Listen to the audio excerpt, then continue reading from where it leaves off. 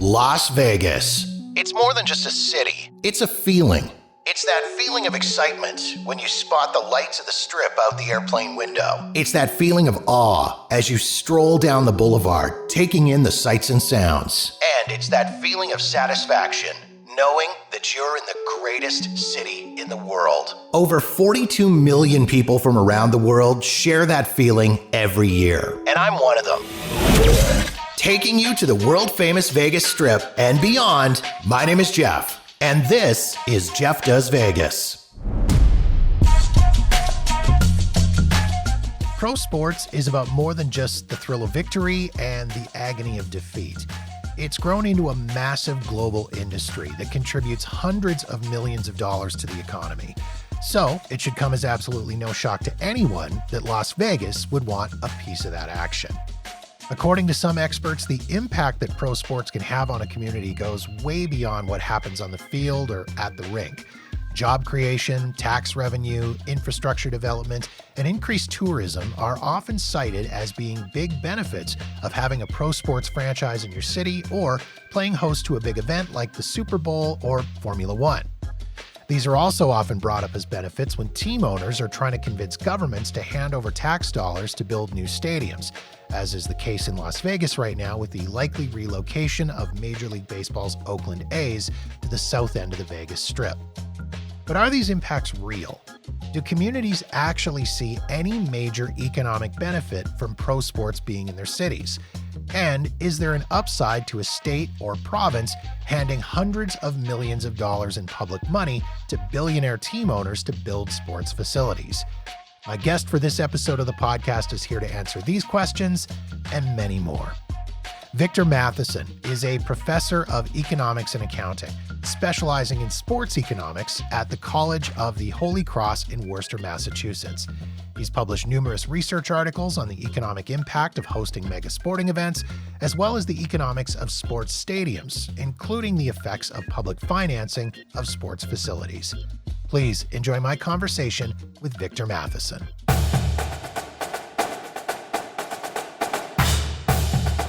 Right. So the economics part is easy, right? It's just, kind of having a love of math, a love of finance, a love of numbers. Getting into the teaching side means you like communicating with people. So economics is a pretty simple choice. So I was an economics and math major in college, went on to get a PhD at the University of Minnesota. And then I moved to Chicago because I got married and took a job at Lake Forest College, which is a small liberal arts college in the northern suburbs of Chicago. And I was just planning to become any sort of regular old economist. And as it turns out, the guy in the office next to me was the person who wrote all the seminal articles on the economic impact of stadiums on local economies. And so the economics part was kind of planned. I always had that in my mind for a while, but being a sports economist is total serendipity.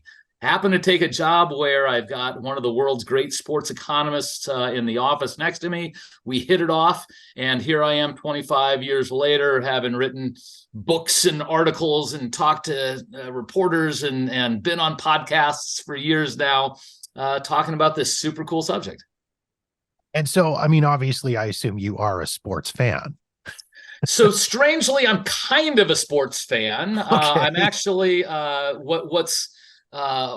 don't watch a ton of ESPN, but I am a huge soccer fan, and I actually was a referee in Major League Soccer. So as a high-level soccer referee, and I continue to be a referee as a Division I college soccer referee, although the writing is on the wall because the problem with college soccer is every year the players are the same age, and I and my knees and the rest of me are not the same age. So we'll see how many more seasons of college soccer I have in front of me. But I've been super involved in soccer as a participant for lots of years, and I'm a casual sports fan, but I'm a huge fan of the economics and the business behind sports. Have you ever been involved in the business side of sports at all, other than just, have you done any consulting, or have you actually done any work in the sports industry? So typically, I have not worked with the teams themselves, although I have been involved at times peripherally with teams and leagues. For example, I was hired by CONCACAF to try to determine damages in one of the FIFA corruption trials. I've had cases where I've tried to estimate the value lost when players have gotten injured through medical malpractice issues. I talked to the lawyers involved in the women's soccer a fair play trial.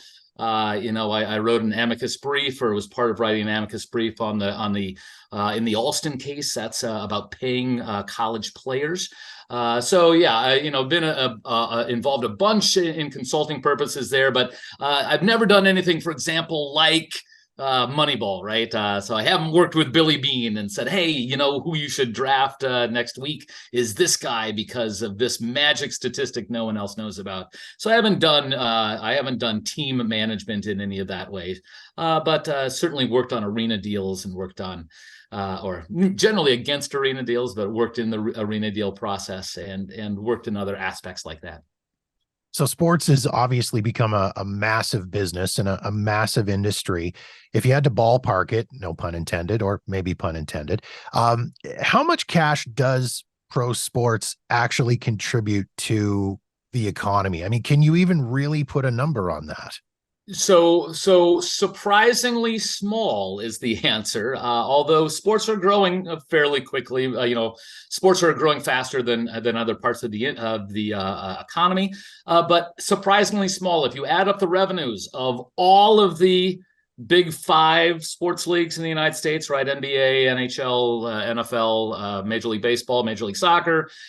Throw in the WNBA, throw in NASCAR, throw in the PGA, throw in the WTA, throw in all college sports, right? Throw in all the revenues directly generated by the Power Five conferences and by March Madness.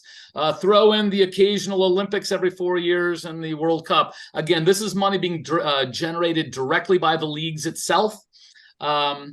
It totals about $85 billion. Now, that may seem like a lot of money, but $85 billion is roughly the same size as Johnson & Johnson Corporation.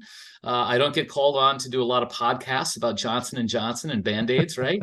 The NFL, which is the biggest revenue generator of any sports league in the world, has about the same annual revenues as Sherwin-Williams, the paint store. Big culturally, we talk about it and we're interested in it, but not very big in terms of actual amount of revenue it directly generates. And so I guess then the question is the sort of tangential revenue that's generated by sports. A lot of experts in the topic and in the field, particularly when they're trying to convince sports teams to move to a city. One of the big things they always push are the so-called economic benefits for a city in having professional sports. What are some of those benefits that kind of get pushed out there? Okay, so some of the potential benefits, obviously there's benefits to the actual team itself, right? So again, ticket sales, media sales, revenue from jersey. I'm currently wearing a soccer jersey from Bermuda of all places. So that's revenue being generated by the Bermuda Soccer Federation there. Those are some direct revenues to the teams. There's some indirect revenues there as well, right? So you can think, what about the suppliers who are selling the hot dogs to the team? But actually, that doesn't really count, right? Because if you're selling the hot dog for $6, we're already counting that as revenue. You don't want to count every stage in the supply chain there, because that'll be counting things more than once. So you don't want to do that. You do have some things being bought associated with the team that the team might not capture. So someone who goes out to a sports bar and when the Minnesota Twins are on, that's my baseball team. When the Twins are on, you go watch them and you spend money at the sports bar. Great. So there's some revenue you might count. If I go and travel, I actually am traveling here to Australia to go to the Women's World Cup, at least in part, to go watch games there. That's money that I'm spending on hotels and on food there and things like that. That's revenue. You might say, look, something like a jersey, if you do buy it, you buy a Joker, right? A Jokic a jersey, right? And that might sell for $100, but if the NBA only gets 10 of it, 20 of it, then there's another $80 being generated somewhere else. So you can add up and say, there's some of these knock-on effects, but that actually happens in any industry. It's not something that's unique in sports. And one thing you really have to worry about is what's known as the substitution effect. So if someone goes to a Minnesota Twins game, who's a local resident of the Twin Cities, that's someone who's not going and doing something else that night in the local economy. So they may not be going to the local restaurant, right? Or if I go to a sports bar instead of the sushi place that doesn't have the game on, I've spent money at the sports bar, but that sushi restaurant has taken a hit there. And think about Vegas, right? Okay, let's imagine we have a baseball team coming in there. Who is going to be going to those games? Is it going to be drawing in new people to Vegas? Is it going to be drawing in the Minnesota Twins fan who comes to Vegas for this and would never have come to Vegas otherwise? Or is it a person who's on a regular Vegas vacation who goes then to an A's game? And you might say, well, look at all the money they're spending at the A's game. But if they were coming to Vegas anyway, and they're going to the A's instead of Britney Spears, they're actually spending a lot less money. And if they're spending 4 hours in a ballpark, and I guess maybe 3 hours in a ballpark now that Major League Baseball sped up the game, but 3 hours in the ballpark as opposed to 3 hours at a blackjack table, that's actually a huge negative for the Vegas economy, because that's not money. That's money being generated by the local economy at a much lower rate if you're expecting people to spend money at a ballpark on peanuts and popcorn and Cracker Jack rather than blowing through hundreds of dollars an hour at a blackjack table.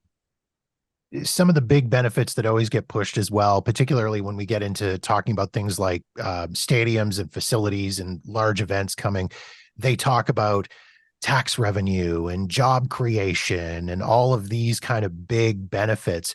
With a city like Las Vegas, where you've already got 40 to 50 million people coming every year anyways and spending all their money, does Vegas really get those same alleged benefits as other cities, as a city, say like a Calgary or a Toronto or Cincinnati, or I'm just throwing out random cities at this point, but do they see that same benefit? Yeah, I think it is fair to say that Vegas is unique, right? The question is whether it's unique in a way that's beneficial for Vegas or in a way that's actually harmful for Vegas, right? So it is absolutely the case that a baseball team in particular can generate some amount of tourism revenue. We don't see any tourism at all associated with the NHL or NBA. Literally, you don't even know, like looking at hotel revenue, for example, that the teams are in town. The NFL does generate some. You can tell when a team is in town if you look at hotel room data, except that only happens 8 times a year. So that's not a very big generator at all. Even if it's thousands of hotel rooms every time they play a home game, if you're only multiplying it by 8, that's not much. The Major League Baseball actually does generate some tourism for a variety of reasons. It happens in the summer when we tend to have a little bit more time to go off. I'm not heading to Denver on a Wednesday to watch the Nuggets, right? I got a job, but in the summer, that might be part of a regular vacation. There's also tickets available, in a way that it's not easy to say, hey, while I'm in Denver, I'm going to go see a Nuggets game, because it's hard to get into that game, but it's easy to get a ticket at Coors Field, right? So that happens as well. So, and of course, it happens 81 times a year as opposed to 8, which gives you a lot more opportunity to generate some tourism. The problem is that even if you're generating, say, 60,000 hotel room nights, and that's not far off from what we've seen in some of the data with Major League Baseball, 60,000 hotel room nights is actually not much revenue. And it's certainly not enough to justify the $300 or $400 million that Las Vegas has been kicking around at throwing out at the team. So Vegas may be unique in some ways in that it's got a gigantic tourism industry. One of the cool things about Vegas is Your hotel rooms aren't going to fill up because the baseball team's in town. Kansas City, if Kansas City is playing the Yankees, you're going to have a hard time getting a hotel room, which means that what's happening with the Royals is crowding out other potential economic activity. So that's not going to happen in Vegas. So that's helpful. And of course, you might say, well, look, I can make baseball part of an entire vacation to Vegas in a way you might say, hey, I'm not going to go to Cincinnati for a week. I'm going to see a couple games, and then what else am I going to do in Cincinnati? That might not happen. Here's what's the problem with Vegas is the two big problems with Vegas are what are known as casual visitors. Casual visitors are people who go to a game from out of town, but they would have been there anyway. It's tempting to count them as benefits, but they were going to be in town spending money anyway. And the fact that they're doing it at the stadium isn't impressive. You haven't generated any new tourism. You've just given your tourists one more place to spend their money. But that then, of course, leads to the substitution effect. If they're spending money at the stadium instead of at the casino, that's almost certainly a huge net loss for Vegas. And if they're spending money at a relatively inexpensive baseball game rather than a wildly expensive Blue Man Group or, again, Britney Spears, or take your choice of the million entertainment options you can have in Vegas, that's also probably a net loss for the city. It's interesting that you bring up that casual point because I'm as a Canadian, I'm legally obligated to like hockey and be a hockey fan. And I have gone to Vegas specifically for Vegas Golden Knights games. I'm a Winnipeg Jets fan. I'm born and raised in Winnipeg. So I've gone specifically for Jets games. But at the same time, I've also gone down to Vegas and been there anyways and saw, oh, hey, there's a Knights game on. You know what? I got nothing to do tonight. I'll see if I can get a ticket. And I get a ticket and I go to the game. So that's an interesting point. I hadn't really thought of that whole casual visitor side. Right. And I've done both as well, right? That I've certainly been at conferences or I've been in vacations where, what should we do? Oh, again, the Twins are in town, the Rockies are in town, the Atlanta Hawks are in town. Let's go see one of those sort of games. Most recently I was in Austin and the MLS team was playing. So yeah, I went to an MLS game. So that was great. But I've also traveled specifically to let's go here because the Mets are in town on Friday and the Yankees are in town on Sunday and we can get in both stadiums at the same time. So I've done that. Again, I'm going to Australia here for the Women's World Cup. I was probably going to go anyway because I had lived there, years ago and my kids wanted to go, but this is a good excuse for us to go. And it's not 100% clear that we would have gone without the impetus of the World Cup. But it also means that almost certainly I'm not going back to Australia anytime soon either, because this is not we'll go a bunch of times. So it may be that I've just rearranged that time I'm going to Australia from, sometime last year or in the future couple of years to this year to coincide with something. So that's what's called a time switcher. Again, another term in economics where a person goes, in part arranges their vacation because this is there. But it means they're going this time rather than another time. So again, think about a Vegas vacation. You're saying, hey, when do you want to go? You want to go the first weekend in August or the last weekend in July? And you say, let's go last week in July because the A's are in town. That wouldn't have changed whether you go, but it did change the time when you went. But again, that's not a net positive impact for the city because you were going no matter what. Looking at the uniqueness of Vegas, I mean, over the last 5 to 6 years, Vegas has just blown up as a pro sports city. I mean, between the Knights and the Raiders relocating and they've got USL soccer now and they've got WNBA and you've got Super Bowl coming next year and Formula One in the fall.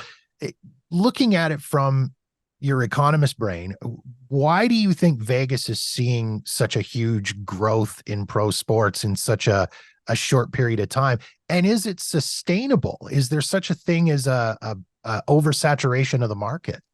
Okay, so let's start with the first couple of things. Yes, we've gone from a place where 10 years ago, Vegas was the largest city in the United States without a major professional sports franchise.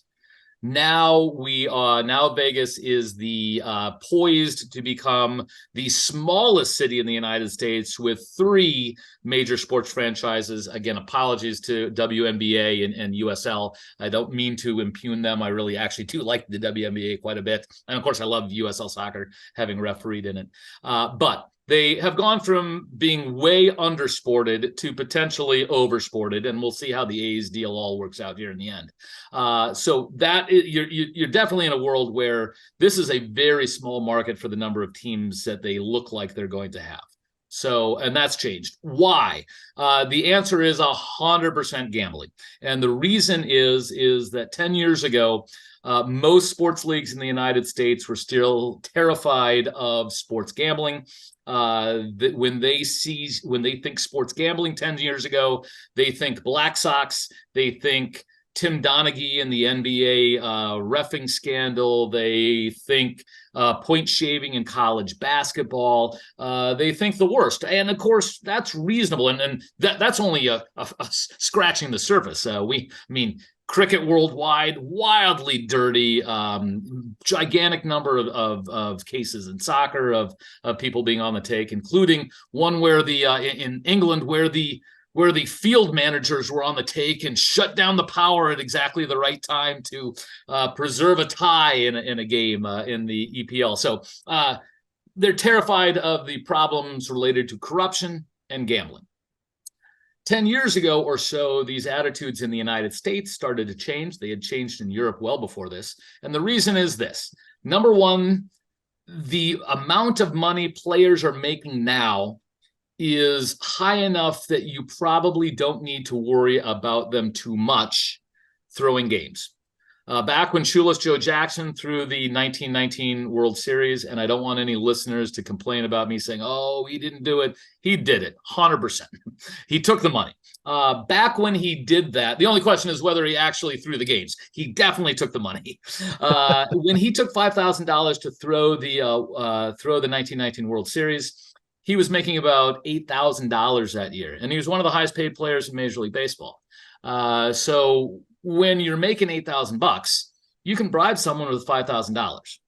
Now let's fast forward to Mike Trout, right? Well, first of all, it's not looking like he's ever going to get to the World Series based on how the Angels have been playing for the last decade. But the thing about Mike Trout, is Mike Trout going to throw the World Series? Well, even if he would, the guy makes $40 million a year. That means you're talking about having to bribe him tens of millions of dollars to make it worthwhile for him to even consider that sort of level of corruption. And no one in gambling is going to have that sort of money to cause someone to throw a game like that. So that's number one. The threat of corruption is way down simply because salaries are way up.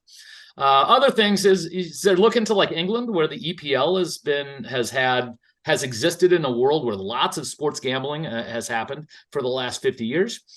And sports level corruption doesn't seem any worse in England than it does in the United States. Not saying it doesn't exist in England and it doesn't exist in the United States, but it doesn't seem any worse.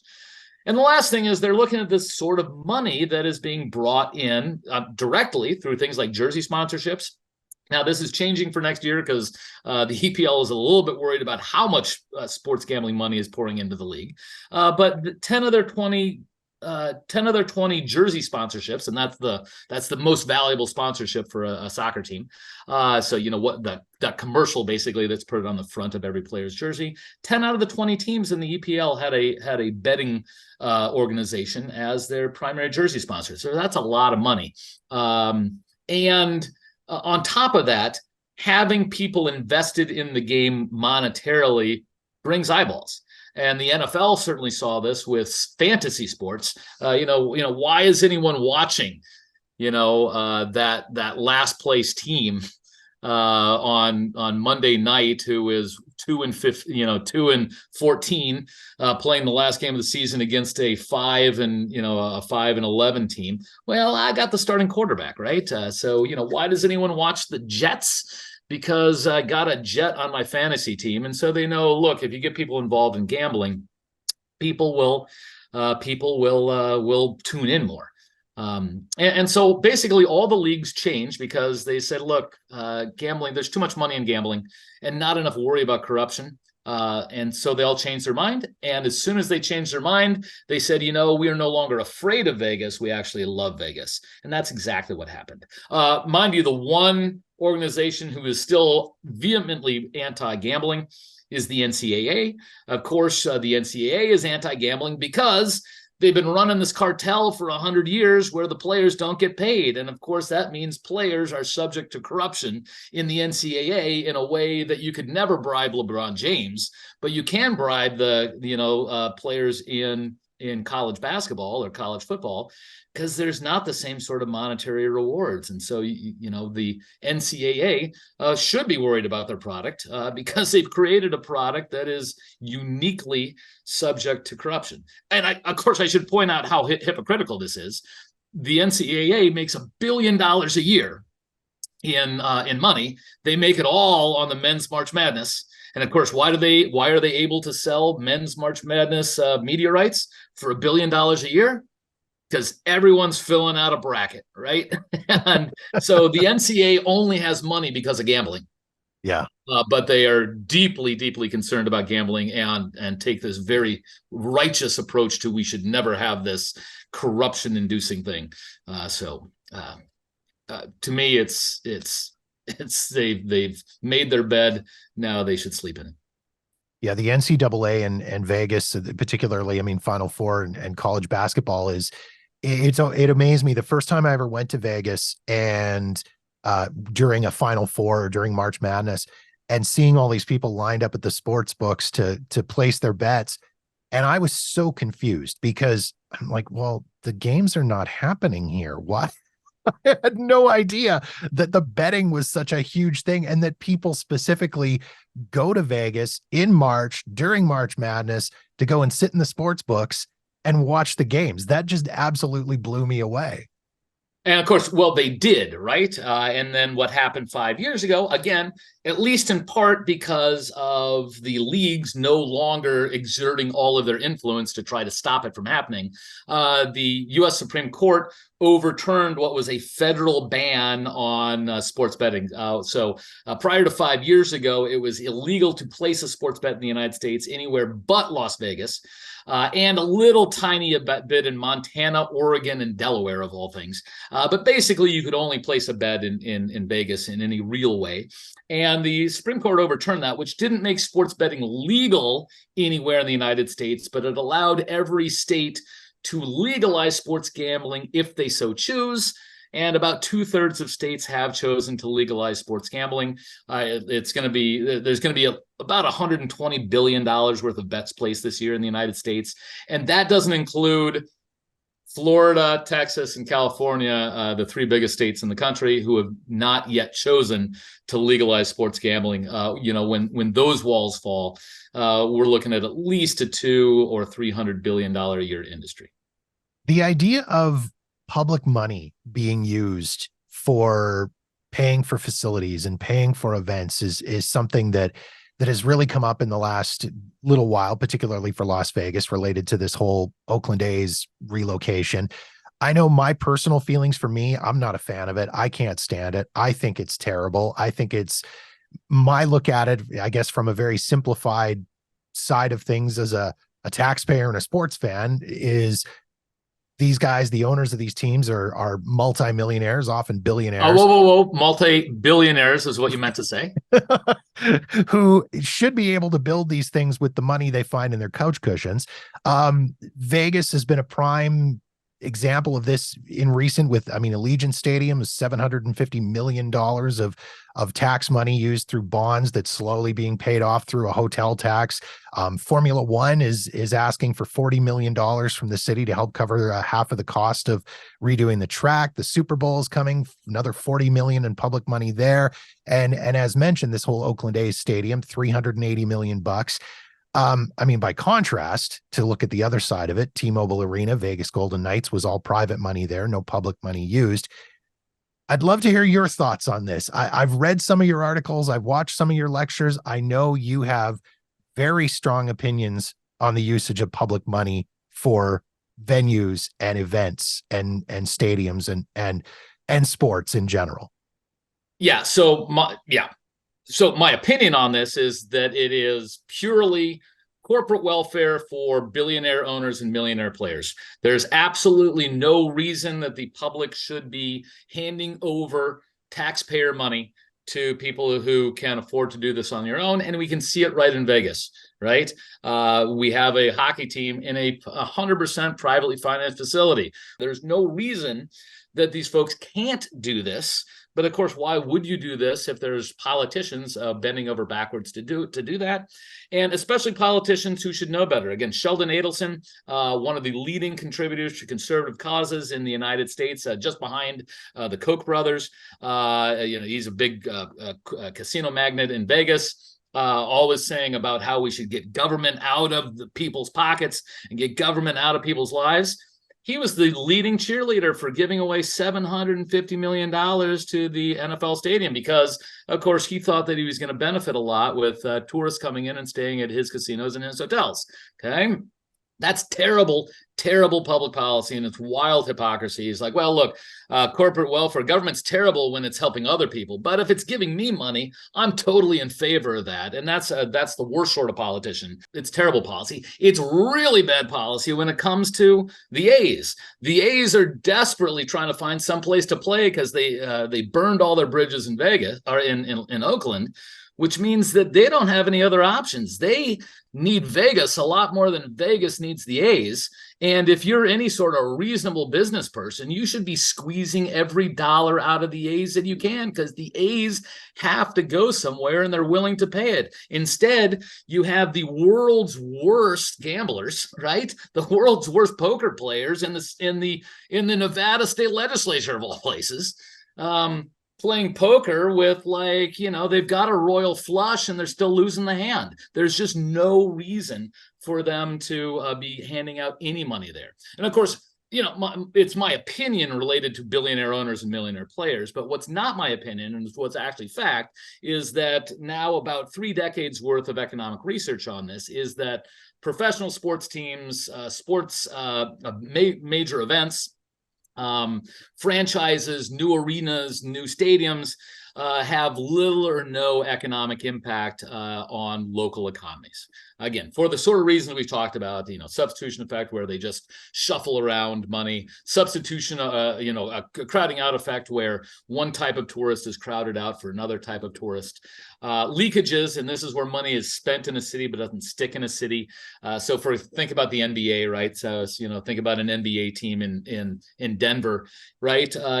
Joker doesn't live year round in Denver. They pay him $40 million, but this is Denver money going into the pocket of this NBA player, and then that player leaves and goes back to Serbia and spends his money there, right? So this is money that doesn't stick. If instead you're a Denver resident and you spend money in a local restaurant, you spend it in one of the local breweries, you spend it in this great new Mexican restaurant, thanks to South Park that's coming back, Casa Bonita. You spend it there. This is money that is sticking in the Denver economy and gets recirculated in the economy. Instead, Denver people spend money on the Nuggets. A huge amount of that ticket price goes directly into the pocket of Jokic, who is a marvelous player, but he's not a Denver resident. And not only does the money not even initially go to a Colorado resident, it never goes to a Colorado resident, and that non-Colorado resident spends almost none of that money locally. That's basically like the circus coming to town, sucking up all the money and leaving town with it. That's not good for the local economy. Again, fantastic for civic pride. And I mean, I grew up in Denver, so it was awesome to see the Nuggets finally win a championship. But in terms of dollars and cents, it's not great at all. That's always the argument that gets made. And I look at something like an event like, say, Formula One, for example, coming into Las Vegas, and they have spent some serious money in the city. They bought property and they're building a giant facility that's, hundreds of millions of dollars. But now, I mean, Formula One is one of the richest sports leagues in the world and is now coming after the city for $40 million to cover the cost of repaving. And the argument being made there, of course, is, well, Formula One's expected to bring $1.5 billion into the city over the course of this weekend, and we've made this 10-year commitment. I mean, is that realistic even? When you actually look at data, looking back at actual data rather than making projections about what's going to happen, look back at actually what did happen. The best estimate you can do, and what I generally tell people, take whatever the league or the team or the boosters are saying, move the decimal place one place to the left, and that'll be a pretty good estimate about what actually is going to happen. Really, that poor? Yeah, so I mean, and we've looked at this a ton of times, right? So we looked at the Super Bowl. Super Bowl, they typically come in with numbers somewhere between $400 and $800 million in economic impact. I don't know what they're saying for Vegas, but it'll be probably even bigger than that when they come through with actual numbers. But when you actually look for spikes in economic activity in actual data like GDP or taxable sales or hotel receipts or tourist numbers or employment or any of these sort of things that should be reflecting hundreds of millions of dollars pouring into the economy, and we don't get that. So we get numbers somewhere between $30 and $130 million in boost coming in from the Super Bowl. So again, it's not something you should turn down. But it's also not, in the case if it really is only $30 million, it doesn't even cover the level of the subsidy that the NFL is asking for here. And it's certainly a fraction of what is being claimed. Well, and as I say, it always seems like the devil's in the details on these things, because once they start drilling down on it, they look at it and go, well, the city's going to give them all this money, or the province or wherever is going to give them all this money, and it's going to get used for this. But as the team, we get to keep all the ticket sales from all the events and all the merchandise sales and all the concession sales, and we get the parking, and we get and you look at the city handing over $300 or $400 million to these multi-billionaire owners, and you look and go, yeah, but what are we getting out of it? Oh, you get all of this extra revenue from job creation and the entertainment district and the restaurants and all this stuff. And as we've said, there really isn't that benefit there for these buildings. Yeah, again, the data suggests that is just simply a false piece. And even if you say, well, look, I've gone to a restaurant after an NBA game, or before an NBA game, or before a Major League Baseball game. I stopped in the bar, and I've been to Wrigley Field, and I stopped at Murphy's Bleachers, or I stopped at the Cubby Bear. But that's not right, because that assumes that had you not gone to that baseball game, you would have eaten nothing that day. You wouldn't have even considered going. You would have fasted and sat in your closet with the lights out all day and not spending anything or engaging in the economy in any way. And so that's, again, not the right way to think about that. You got to eat a lot of nachos at a sports bar to pay for a $350 million investment in a stadium. And that's right as well. So one of the things is you say, well, look, this might generate thousands and thousands of people there. So, for example, you think about something like the Olympics, and you say, wow, this is great because it's generating, 200,000 new visitors, right? But, if the Olympics cost you $2 billion, and man, $2 billion would be the cheapest Olympics we've seen in decades. But even if it cost you $2 billion, each of those 200,000 people would have to spend $10,000 in the city, and that's a lot of money to spend. And you're assuming you're spending $10,000 without actually incurring any costs. So I see economic impact statements all the time where they say, one of the big things about this event is everyone comes in, they drive in from across the state, and they watch the thing, and then they fill up at the gas station before they leave and go home. And we sell $50 million worth of gas because of all these people who come there. And so it's a $50 million benefit. It's like, no, have you never thought about how a gas station works? Literally, to sell $50 million worth of gas, you're buying $49 million of gas from the supplier, from Texas, from Saudi Arabia, from Venezuela. And really, the city is only generating $1 million of money out of that $50 million spent on gas. So again, even if 200,000 people were going to spend $10,000 each, in order for that to actually generate $2 billion worth of benefits, these activities would have had to be costless. So the food you're selling them is free, right? The services you're providing in the hotel are free. And of course, none of that's true. Have there ever been, from what we've been talking about here, it sounds like more of these, or most of these public money investments into these types of events or venues are, I mean, it's a money losing venture. Have there been any situations where the city or the government has actually come out on top? Yeah. So I think the ones we can point to, the Olympics in 1984, the Summer Olympics in Los Angeles, looked like they were pretty good. And they generated an actual profit there. And of course, the reason for that is that that in that particular case, the only bidder for the Olympics in 1984 was Los Angeles. So Los Angeles said, "Hey, we're going to run this our way. Don't tell us to put down gold-plated toilets for the IOC executives. We're going to use old stadiums. We're going to use the Coliseum. We're going to use the Rose Bowl facilities that were built for the last Olympics back in the 1920s and 1930s, right? So it's super old sort of facilities. We're not building new stuff. We're putting students in dorms, not in beautiful hotels. So and that one turned out like they made a lot of money. But the problem is, once that happened, you had cities saying, "Oh, you can make money on this," so they started bidding against one another. And once there's multiple bidders, it's not who can produce the best Olympics, but who can produce the most extravagant Olympics. And so we've seen things like the latest Tokyo Games, which of course were marred by COVID, which wasn't their fault. But just the Olympic Stadium for that event exceeded in costs, after accounting for inflation, exceeded the cost of running the entire 1984 Olympics. Just one stadium cost more than the entire price tag of the 1984 Olympics. There's just no way you're going to be making money on a mega event if you're spending billions of dollars to attract it. So again, if you're spending tens of millions of dollars, hundreds of millions of dollars on Formula One tracks that the city is supposed to pay for, or new facilities so that you can host these events, there's just no way you're going to make money on that. So one last question then.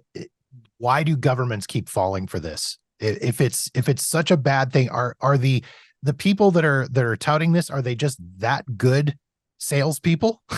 Yeah, so they are good salespeople because they can throw millions of dollars into this. So and it's always the case when you've got a special interest. A narrow special interest can always perform better than a general good of the public, where everyone is benefiting a little bit, is always a much harder case to make than one person benefiting a lot.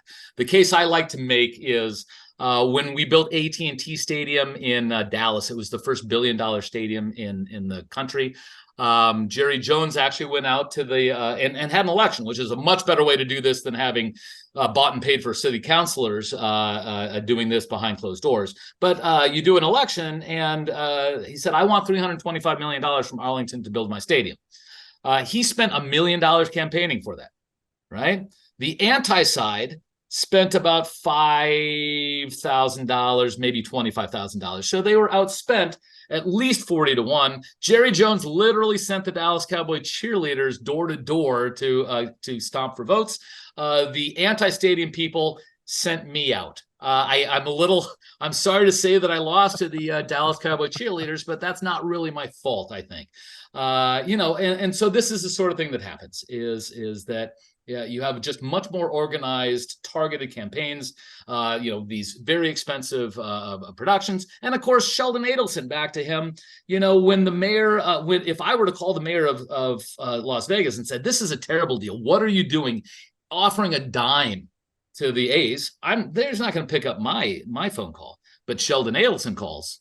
Well, that would be weird because he's dead. But Sheldon Adelson or his like call, and you pick up that phone. So billionaires get their phone calls answered. The people with the actual facts don't necessarily. Victor, I appreciate you taking the time to have a conversation about this. A lot of fun. I could talk about this stuff all day. But again, I really appreciate you taking the time to come on and have the chat. Fantastic. Again, I always love to do that. I mean, enjoy your stadium and enjoy your baseball team. But again, Vegas should also enjoy their $325 million taxpayer taxes that they're going to be on the hook for.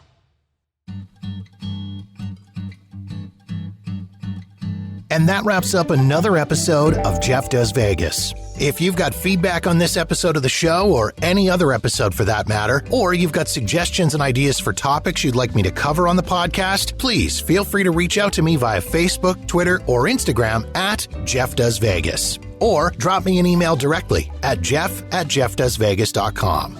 In the meantime, thank you so much for checking out the show. Be sure to follow us wherever you get your podcasts so you'll know the moment new episodes are available. And don't forget to visit jeffdoesvegas.com for past episodes and show notes. My name is Jeff, and this has been Jeff Does Vegas, a Walker New Media production.